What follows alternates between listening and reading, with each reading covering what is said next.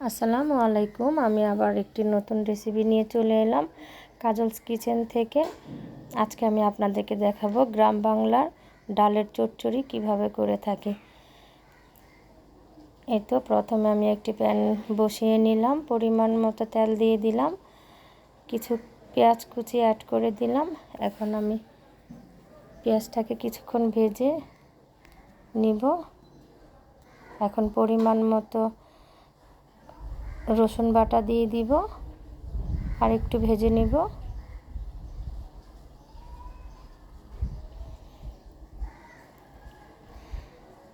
এই তো আমার ভাজা হয়েছে। এখন আমি পরিমাণ মতো হলুদের গুঁড়া দিয়ে দিব, মরিচের গুঁড়া দিয়ে দিব,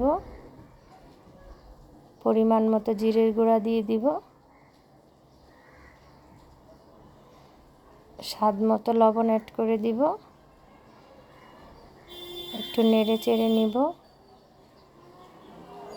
কিছু পানি দিয়ে ভালো করে কষিয়ে নিব।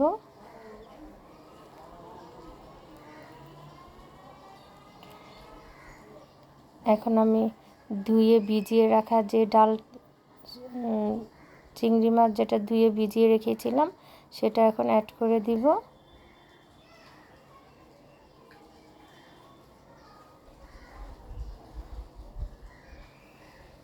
চিংড়ি শুটকি দিয়ে খেতে এই চচ্চড়িটা অনেক ভালো লাগে, অনেক টেস্ট হয়, ফ্লেভারটা অনেক সুন্দর আসে। আপনারা চাইলে এভাবে করে খেয়ে দেখতে পারেন। আমার তো অনেক ভালো লাগে। আমার যখন মাছ মাংস খেতে আর ইচ্ছে করে না তখন আমি এইভাবে ডাল দিয়ে চিংড়ি শুটকি দিয়ে আমি চচ্চড়িটা করে থাকি। যদি আপনাদের ভালো লেগে থাকে আমার এই রেসিপিটা শেয়ার করে দিবেন, কমেন্টস করে জানাবেন কেমন হয়েছে আর সাবস্ক্রাইব করে দিবেন। এই তো এখন আমি চিংড়ি শুটকিটাকে ভালো করে কষিয়ে নিয়ে এখন ভিজিয়ে রাখা যে ডালটা ছিল মসুরের ওইটা আমি এখানে ঢেলে দিলাম হাফ কাপের মতো। এখন আমি কিছু কাঁচামরিচ অ্যাড করে দিব। এখন কিছুক্ষণ ভালো করে কষিয়ে নিব। ফ্লেভারটা যে কত নাইস আসছিল আপনাদেরকে তো আর আমি বোঝাতে পারবো না। যখন এটা বাসায় আপনি নিজে তৈরি করবেন তখন বুঝবেন ফ্লেভারটা কত সুন্দর। এখন আমি কিছু পুঁই শাক অ্যাড করে দিলাম। পুঁই শাকটা দিলে আরও বেশি মজা হয়।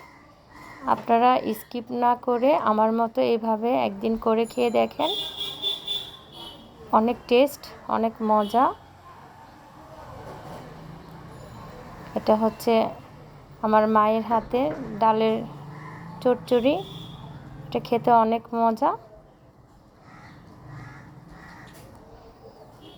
আপনারা বাসায় ট্রাই করে দেখবেন। এই তো আমি কিছুক্ষণের জন্য ঢেকে দিলাম। এই তো সেদ্ধ হয়ে গেল।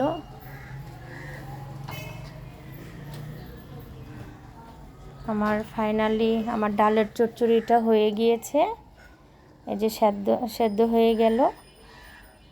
এখন আমি পরিবেশন করার জন্য একটি বাটিতে তুলে নেব।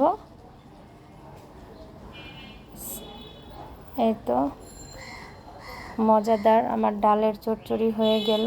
এই পর্যন্তই। আল্লাহ হাফেজ।